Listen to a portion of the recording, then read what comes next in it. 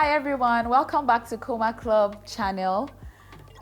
This is where we're all about African, Nigerian culture, art, our heritage, and all things black. Welcome back. I am Nenzarima Precious Jonah, and today I have an amazing guest on the show. Okay, so I'm so excited. I don't know how to go about introducing him because he has like a very long list of accomplishments, but I'll give you this for free. I'll tell you this for free, that our guest is an amazing poet. He's a prolific author with about 8 published titles under his belt. He's also a very mesmerizing, insightful, educative spoken word artist. So help me welcome Mr. Dike Chukwumerije. Thank you. Thank you so much for coming. I wasn't sure who you were introducing. Thank you for having me. Well, I'll tell you this. You're not sure. I've been to several of your events, and every time I've sat down and listened to you, I just tuned everybody out. Like, you're simply amazing.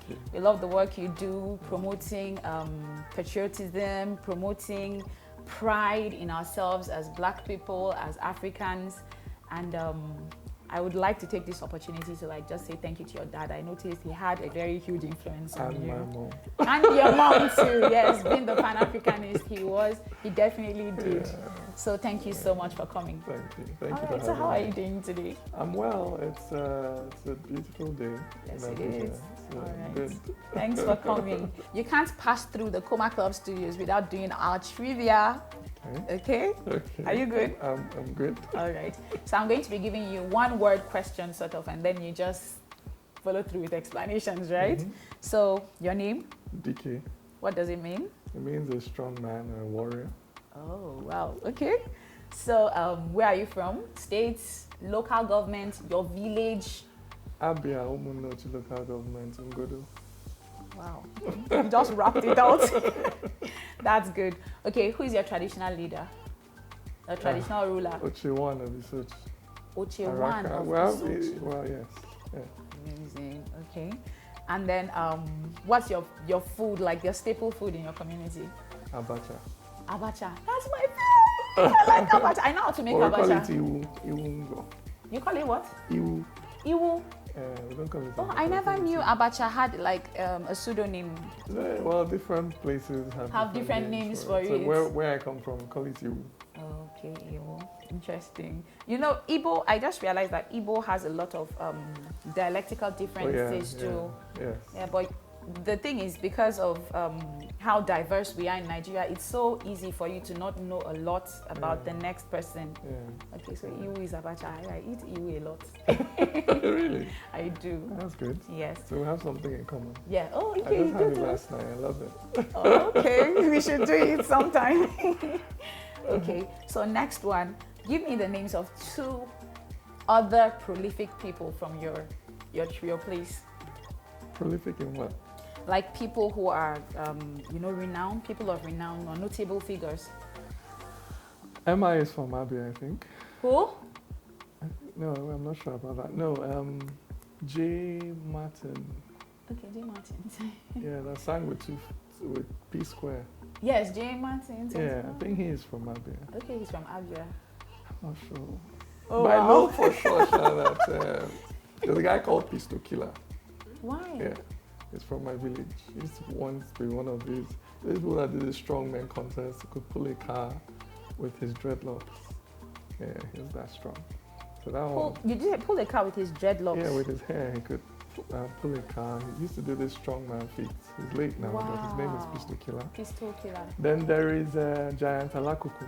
He used to be the tallest guy, tallest man I don't know whether it was in the world or from Africa or something. Also from my village.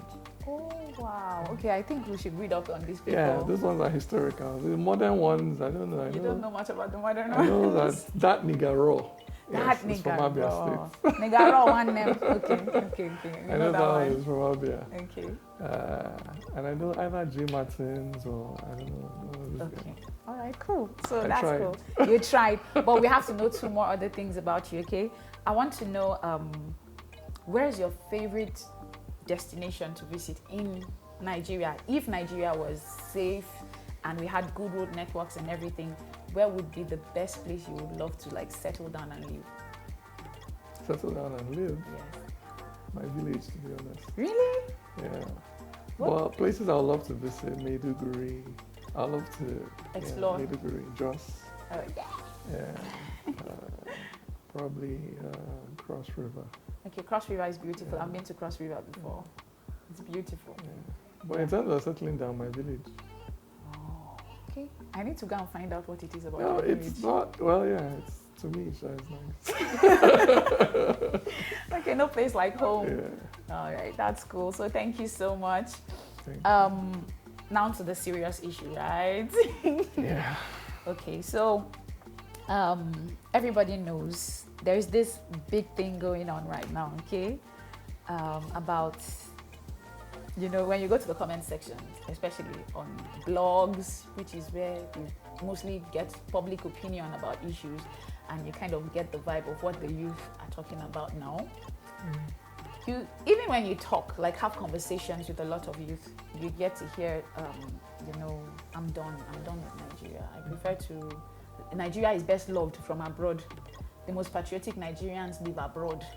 And please, I want to love, in fact, when I was in secondary school, let me tell you this real quick, we would say the pledge, right? So I pledge to Nigeria, my country, to be faithful, loyal, and honest, to serve Nigeria is with all my strength. I nearly said the other thing they would say. It's not by force.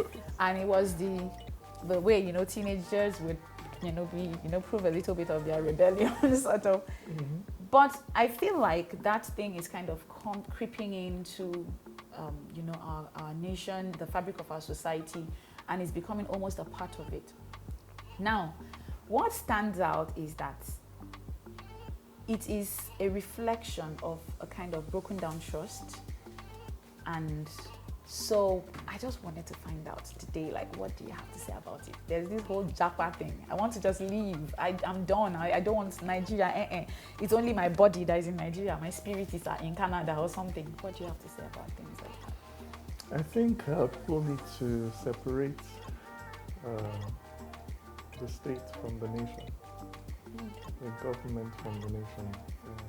There's a lot of frustration, justifiably so, with the government and with the culture of governance in modern Nigeria. And that frustration is expressed against the nation itself of Nigeria. So you're not happy with what the government is doing. The words that come out of your mouth is Nigeria is crap, Nigeria is messed up. Nigeria is just an idea. It's a concept. You know? The person you're angry with is a person, a man or a woman. You need to learn to focus your frustration on that. That's one. Two, there's nowhere like home. True. And I have no problems with people migrating. I'm a supporter of migration because I really believe there's one race and it's the human race. So wherever it is you find fulfillment and joy, stay there. You know, but whatever country you go to is going to have issues. And if that country is not going to overcome those issues, it needs a critical mass of people who are committed to it, to seeing that country through. So whatever country you go through, whatever greatness you meet there is because there was a generation of people who stayed when things were crap and kept pushing till things got better. No country was born developed. Every country had to develop. Every country had to go through generations, not a year or two, 10, 30, 40 years of just suboptimal leadership. And there had to be a generation of people who stuck it out and pushed it through. So really you're going to reap what you didn't sow. You know? But hopefully when you get there, you'll commit and contribute. You know, so I often, for me, it's clear that Nigeria is going through a bad spell at the moment. You know, things can go south, but things can also go north, depending on how we as citizens react. You know, so that sense that Nigeria is messed up, I don't share that sense, because I see the nation, I see the potential in the nation, and I'm aware that the only thing holding back the nation is the fact that we've not yet found a system that regularly produces competent leaders, puts competent people in office. And then that's what needs to be fixed. So that's where you need to focus your frustrations and attention. Not even frustration. Frustration is not a strategy. Anger is not a strategy. It's just an emotion. Right. It's okay to feel it, but no matter how intensely you feel it and express it, it's not going to do anything. You can be angry till you die. It doesn't make a difference. Now, the only thing that solves problems is you have to come up with solutions. You have to look at the problem and think, how can I solve it? What's the solution to this? If I don't have it, is there somebody that has it that I can help or that sort of thing? So, personally, I'm past the being angry or disgusted or disappointed. I understand the system I'm living in. I understand that it's a system that cannot produce results. And we need to change the system. And to change the system, we have to come together and work on the system. There's nothing wrong with Nigeria. Nigeria is fine. The nation as a concept is fine. The people are amazing. Nigerians, once they leave this system, and you find them in other systems, they're doing well. So there's nothing wrong with us biologically as a people. But here in our country, we just haven't evolved the right system, the system that allows us to showcase our potential and the talent that we have. And the moment we have that system, which is what I see, the moment you have the optimal system, man, Nigeria will be a force that very few other countries will be able to contend with. Because of the profile we have. We have so many things going for us that at the moment is not evident because everything is chaotic. But we have so many assets working in that is like sleeping assets. It's like somebody whose parents, if your parents pass away and they leave you an inheritance, but you just happen to be indisciplined and you don't go to school, you don't apply yourself, but the assets are there. The moment you change, you won't have to start from the ground like other people. No. You can leverage on. Yeah, you can leverage on so much. You can hit the ground running. So within a few short years, you'll be ahead of the pack. Because of the assets you have. So that's what Nigeria is. I love everything you said, and I could pick like a lot of things. But I think what really stuck out to me was the thing you said about it's not, we need to separate the nation from the circumstances that, plague us. We can have a few bad people who are making poor decisions or something, but basically we have to have faith in the nation itself and the possibilities that are lying. So I'm just curious a little bit, I've heard a lot of amazing things about Nigeria that I didn't get to witness.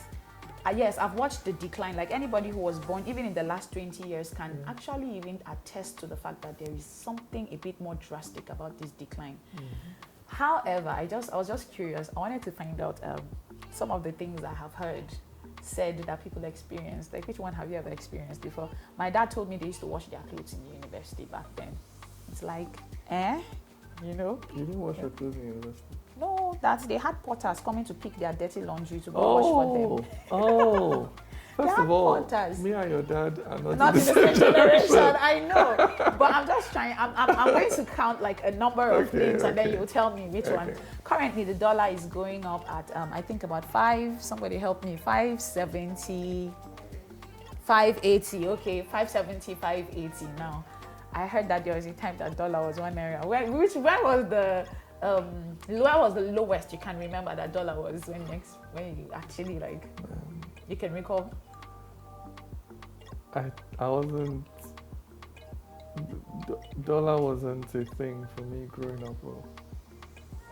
All I can recall was that it wasn't a big deal, But I don't know what the rate was. Yes. But it wasn't such a, it wasn't that big a deal. I was born at the tail end of the 70s. Okay. So things, I think I was born just as we had the oil boom. Yes. But then about 5 or 6 years, things sort of crashed really badly, and then stayed bad for a while and never really picked up till Obasanjo's second coming in 1999 and all that. But it wasn't. It was never this no, bad. And I didn't used to travel abroad, to be honest. It wasn't a thing. Yeah, I hear my my mom told me stories of how in those days, if you were offered scholarships, like, the white people who were around back then, they would come and be like, I want to take your child. I think he's so smart. Can I take him back to, maybe Britain, America with me so he can school? And it would be the hated ones that were mostly given away because it's like, I can't. It wasn't a big. It wasn't a big deal. Going abroad wasn't what it is today. It wasn't that. Did you hear about people like coming to like maybe graduation parties, and then they'll be scouting for fresh graduates? And my dad told me they would be there just scouting while you guys were taking pictures. Yeah, your dad's generation they had it all. There was a generation that, had two in a room and they would protest maybe the chicken had some little vouchers thing in it. in school and cars and jobs waiting for them. Yes. $1 was $1 and they would travel abroad and all that. Yeah. That was a generation. I consider myself the wilderness generation. Okay. So I grew up when things were quite broken, But I think it's like that. And many times the generation that gets all the goodies, kind of mess things up. And the generation that had to grow up without has to fix things. True. I think it sort of works like that. So, when I went to uni, those benefits weren't there, 15 in a room. It was already, things were already going down. But we were happy and things, in terms of insecurity. Okay, yeah, so that you have above us. That's one you have above us. Weren't as disillusioned and as angry and pissed off. Yeah. So you are not sorosoking. No, not that there weren't demonstrations and student activism, but yes, but there was a lot of. I grew up at a time when, and I went to a unity school. I went to a public university. There was just a lot of there was a lot of faith. You were just taking for granted. Yeah. You had faith and you had self-belief in yourself and your country. Yeah. But I think that now there's quite a lot of anger, like raw anger, and anger is good because it shows you still care. Yeah. I'm just concerned about, are you directing the anger at the right thing? I see a lot of anger being directed at other ethnic groups, other religious groups, other people, who are all co-victims of one culture of bad governance. I don't see enough of that anger being focused in a very strategic manner at the political system, because that's where the problem is. And that's where the change should be. That's where the change needs to be, So I don't think my generation and your generation is, I don't know whether, I'm definitely not that generation that enjoyed. Born in the late 80s. I'm not that generation that enjoyed the great those Nigeria things. back then. Yeah. No, that's not the generation that I went to schools that had broken ceiling boards and broken desks, but we had good teachers. Yeah. Like when I was in secondary school, we had really good, even at university, I had lecturers that made a difference for me. Yeah. But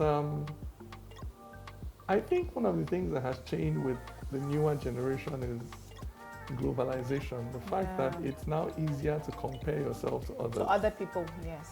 Because that in itself breeds a sense of discontent. Yes. Because you're constantly comparing yourself to others. We didn't have that constantly. Look, this is what's happening in London. This is what's happening here. Yes. So you could just live and be content with whatever it is you have, which has its advantages because everybody has their own race to run. Yes. Even as a nation, even as a society. Yeah, and there's a bit of the leakage that comes from a materialism from other people who are developed and at that level. Yeah. You look at what they have and you want that for yourself. But you may not appreciate the work that they put in over centuries to get there. So we're at an age where we sort of have the appetite of the West, but not the discipline. The capacity and the discipline of the West. So that in itself causes problems. You know? So it's easy to look like, I don't know, Beyonce. You see Beyonce, you buy whatever, you look like her. But the road she walked for her and her people to get there, you're not willing to pay that price. So we're looking at successful African Americans in the US, for instance, and we forget 150 years of activism as making this luxury and this success possible. And you had the Martin Luthers, the Rosa Parks, Malcolm X's, going back, you had people fighting for the right to vote, you know, campaigning in the South where they were being lynched and burned, and young students still doing that for centuries to get to where they are. But you just look at where they are and you say, that's what I want. You know, but there is a price to pay in activism, in consistency. You can't just fight for 1 year or fight for 10 years and say, oh, I'm done. I've given up on Nigeria. I wonder, you're in your 20s and you've given up in your 20s. Yeah, it's a marathon. It's a marathon to push a country forward. It really is. There's no country that has developed that if you look at their history, you wouldn't see centuries of slugging it out, or progressive forces slugging it out. You know, so I don't think it is time at all to give up on Nigeria. You know, I'm definitely not raising my children to say, oh, this place is, no, Nigeria has a lot of potential. You know, ironically, something happened like as recent as just a few days ago, and someone I know was actually taken out of the country to school, and the person has opted to come back. He's like, no, I'm coming back. I don't want, everything was done, the house was provided for the person, everything was paid for, every single thing. And the person's like, no, I just want to go back to Nigeria, please. I mean, there are still people like that, and that's good to know. And like I said, if you... And it's a teenager.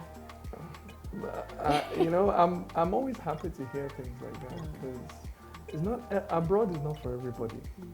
Some people will be happy living abroad, but some people will really, you'll find that there is no place like home. True. No matter how messed up your country is, it is your country. You're not a second-class citizen here. It's yours. You know. I just wanted to bring something up. Like when you said we have to think of the nation as a nation, and you talked about the divisions that exist among us and everything, and I say most of my pleasant memories of Nigeria are always when we win, and that sense of winning as a country. It's so automatic, it's something someone just presses a switch and then everybody just lights up like that. You think of the World Cup, where a Muslim man would just come racing with his car park and say, oh yeah, I declare this beer parlor, everything, give it. He doesn't take alcohol, but he's buying alcohol for everybody, like take that. And in that moment, everybody forgets, I'm a Muslim, I'm this tribe, I'm this, and we all just remember we're Nigerians. In that moment. I want Nigeria to feel that way. I want it to be that, you know. I know there is no perfect utopia or anything like that. There's no utopia, sorry, but I feel like there has to be something we can do. So, like, finally, or sadly, I have to bring this to like some kind of perfect end. What would you like to say to especially the youth and every Nigerian who actually can hear this thing you're saying right now? What would you like to say, like in terms of practical things we can do to reflect patriotism, to try to push this country forward? Because you can't, like you say, be living in the country and already you have given up on it. It's not, it doesn't make sense. You can't, it's like I'm alive but I'm okay being dead. I don't get it. Yes. You have to, patriotism, like you rightly said, is to the nation. It's not to the government. So patriotism is love for your nation. And you need to feed that sense of love for your nation. So you need to be circumspect about the news you consume every day. At the moment, people are feeding voraciously on a diet of negativity in Nigeria. It's the negative news we look for, we spread, we focus on. You need to deliberately, at a time like this, go out to begin to look at what is positive, what's actually going well about Nigeria, where's the potential. And you need to start feeding, because what you put inside is what comes out. Comes out of you. You can't keep feeding on hate, feeding on anger, feeding on division, feeding on violence, and think that healing will come out, the thing that upbuilding will come out. No. The more you feed on hate, the more hate is going to come out. And this is not about making stories up. No. There are many positive things going on in Nigeria today. Okay, I'm sorry to cut you off. I know there are many positive things, but why is it that whenever we hear that, like when you said that, it's not like I don't know there are positive things going. I know we've got natural resources. I know we've got even human resources we're so proud of, people doing amazing things all over. But because negativity is taking the front page every time, we don't seem to remember. But every time I hear that, I'm like, okay, what is really positive? I think it's a reflection of what we've been ingesting, like you said. Yeah. That's not the first thing that comes to my mind. Yeah. I can easily reel out a list of negative events that have happened, like maybe in the past month. Yeah. But why can't I really seem to remember the good? And I'm not discouraged. You listen to the things I say. I acknowledge all the things that are going wrong. Yes. I just have a different spirit. I'm not full of hate and anger and hopelessness. I'm full of faith and I'm full of hope. Because as much as I read the news, I also go out of my way to consume the potential. I draw my love for my country from what it can be, not from what it is today. So I lift my eyes up and I look and see what Nigeria can be. So, look at someone like Stella Adadevo. This is one woman who, by her sacrifice, saved an entire nation from a pandemic. That is a story that should never be forgotten. That is a story that is more powerful than all these little things we talk about. But because it's a positive story, we forget it. The negativity You should never forget Stella Adadevo, because that is also a critical part of what it means to be a Nigerian. There's a Muhammad Abu Ali, one of the soldiers killed in the Northeast, fighting to keep us all safe. Yes, you may complain things are, insecurity everywhere. But if here in Abuja, you can still go to market, drop your children in school, go and visit your friend, it is because your age mate is somewhere in Borno now dying. These things are real, they are stories, they are human beings. But we don't articulate these stories, we don't tell them. The other day on WhatsApp, I read about one of these traditional rulers somewhere in the West built an entire school just for the poor. Wow. The only criteria for admission is that you cannot pay school fees. Somebody is there doing things like that. Recently, Mo Abudu's company, Jos and Ile-Ife, became the first African media organization to sign a multi-release deal with Netflix. Wow. It speaks to the quality of our entertainers, our artists, our musicians. Lagos recently overtook Nairobi to become the African city with the highest number of tech startups in the midst of all these things that are happening. So there are stories of even all this. We keep talking about Christians killing every day. A story came out of just the other day of the Muslim guy that saved Christians during one of these programs. Now, his own story won't travel as far as where a Muslim guy killed Christians. Because our mindset is towards the negative. That's what we consume. But I see, no matter how weak, how faint the positive is, my own objective is that you build a nation by feeding the positive. You can't be fighting negatives from now till tomorrow. It's not going to build Nigeria. To build Nigeria, you have to identify the things that are positive, no matter how weak, and start feeding them, and start feeding those trends. That's how you build a nation. So we have too many people that are out there. It's like the biblical story, that you have this, a farmer goes out to sow his seed, and the night somebody comes and sows weeds. So just leave them all. Don't start trying to kill the weeds, because if you try, you kill the plants as well. Let everything grow. You understand? And one of the things I take away from that story is that even in my personal life, that don't focus so much on your weaknesses. Oh, I'm not good at this, or I'm not good at that. I have to overcome this first before I grow. No. Sometimes leave your weaknesses alone and just feed your strengths. What are you good at? And just start feeding it. Because it's in the development of your strengths that you'll overcome your weaknesses. Not just by confronting those weaknesses directly. So to overcome the issues of tribalism and fighting, we have to find people that are making friends, building businesses, marrying across ethno-religious lines, and tell those stories because it's happening as well. Yeah, we actually do a lot of cultural tolerance, appreciation, and we've seen where a pastor married a Muslim, and the husband would drive her to church in and all Nigeria that. will not believe. There's some people in my village that will not believe that kind of thing happens. They will not. They'll think that I'm making it up. Now, there's some people in my village that will not believe that you are a northerner. They don't believe that northerners like you exist. That was that. The picture, and this is real. We live in a country where there's a lot of ignorance about ourselves. Yes, that's true. About the positive things about ourselves. So it's important, these things that you're doing at Coma Club, it's important to invest in telling this story. It's a huge part of nation building. It's not everything, but it's a huge part. So that's one thing I like to always emphasize, that you need to go out of your way to see the positives and to allow it to affect your inner condition, to allow it to give you hope, because every time I see it, it gives me hope.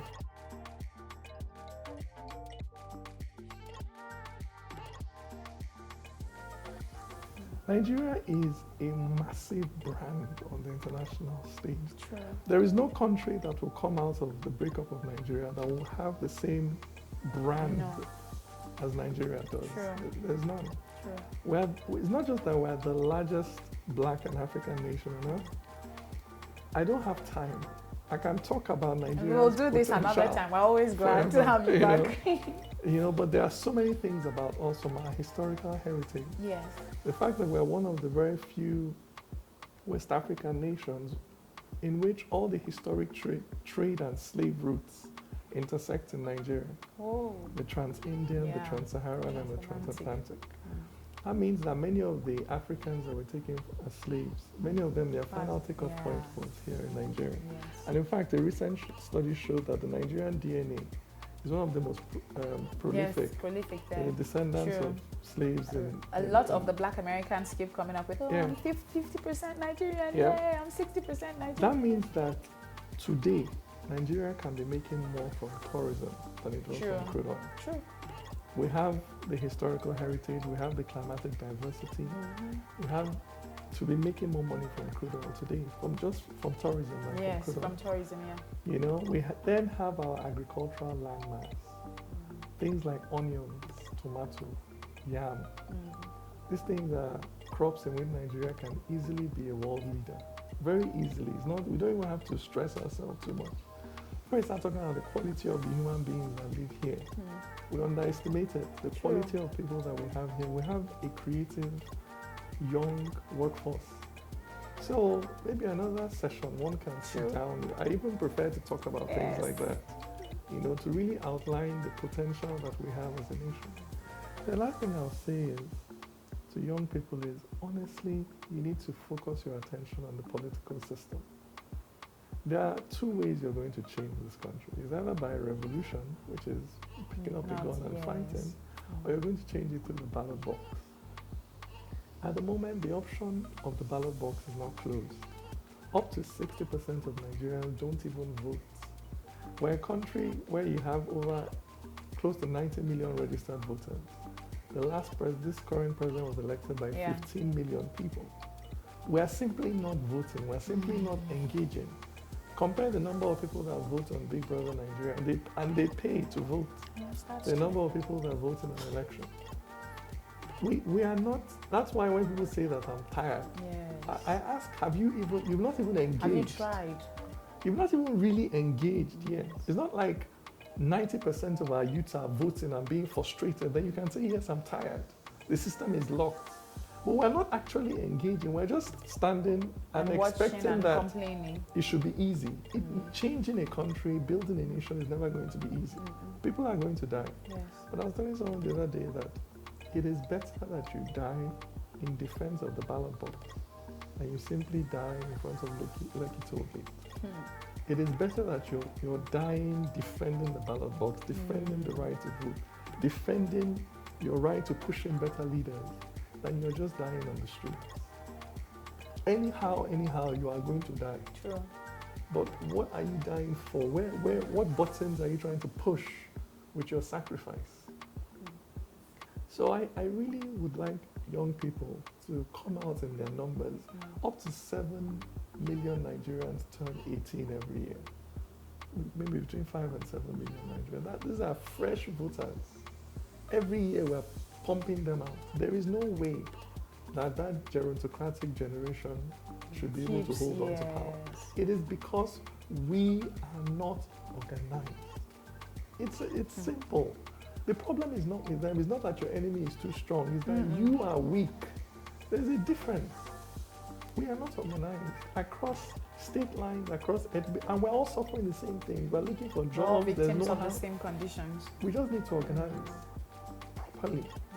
Even if you can bring up to 5 million people to the ballot box, you are already a political force in Nigeria. Already. So there is hope. There are things that can be done, but are you doing them? That's the question. I actually feel like sitting down to digest all of this. So you heard him, right? We should engage politically. We should feed the positive, and change is bound to happen. Honestly, I don't know what to say. I wish we could go on and on and on about this. So I'm sure we'll do this some other time again. But thank you so much for coming. Thank you for having me. Yeah, we hope to have you back again very soon. Thanks for staying. Thanks for watching. If you watched all the way to this time, then definitely you should click the subscribe button. Follow us on our Instagram page. We'll also put up your details so you can also follow him and follow up on the amazing work he's been doing. Thank you so much. And this is us signing out on Kuma Club. Thank you. Bye.